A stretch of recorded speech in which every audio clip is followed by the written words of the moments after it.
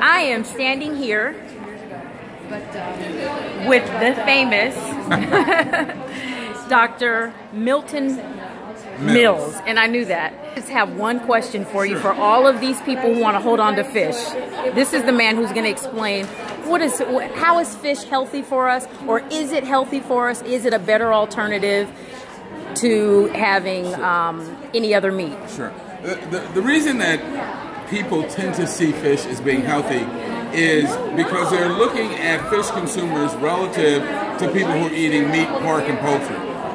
And yes, in that sense, fish has less of the saturated fat, less iron, lower amounts of some of the traditional things we associate with terrestrial animals. But the bottom line is that fish is still animal tissue, and as such, it is toxic to our physiology. Furthermore, because fish are filter breathers, meaning they have to filter literally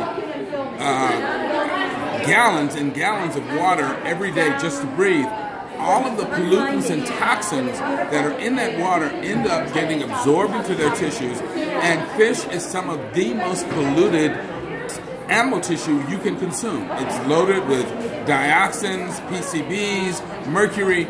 It is not healthy. Now, people say sometimes, well, you need fish for omega-3s. No, you don't. Thank you. You can get your omega-3s from plant sources, and even the omega-3s that are fatty acids that are in the fish tissues were created by algae. So the fish didn't make them themselves. And you can actually find in the health food store algae-derived forms of EPA and DHA, which are the long-chain omega-3 fatty acids.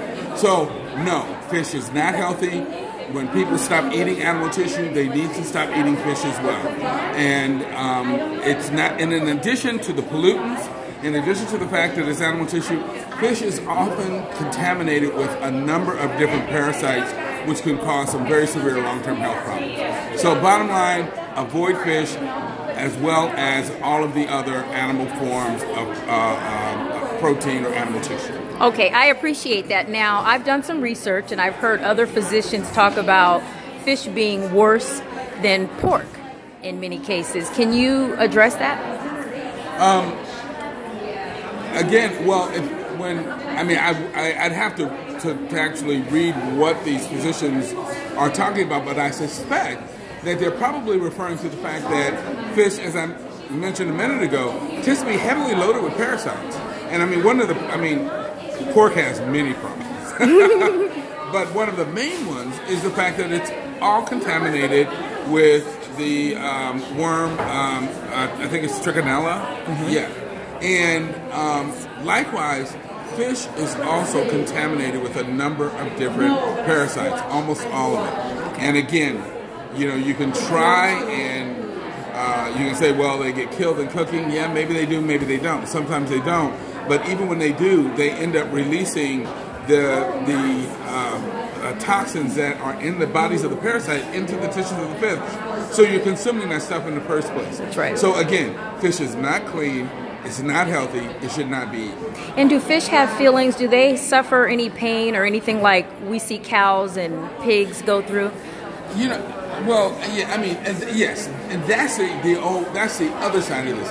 Fish are beings. Fish have minds. They have a sense. You can actually train fish. I used to raise fish. I used to raise goldfish and guppies. And the goldfish absolutely would recognize me. They would come to the top of the tank when I would come to feed them and interact with them.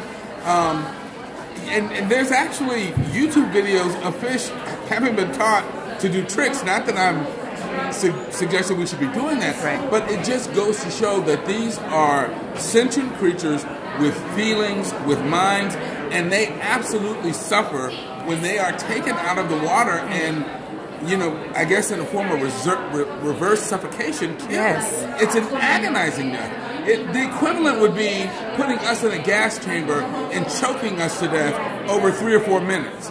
That is the excruciating agony these animals go through when they're pulled out of the water and allowed to just gasp and gasp until they're dead. It's an awful thing to do to a living creature. I appreciate you, Doctor. You are my favorite, and I'll be in touch with you soon on the documentary.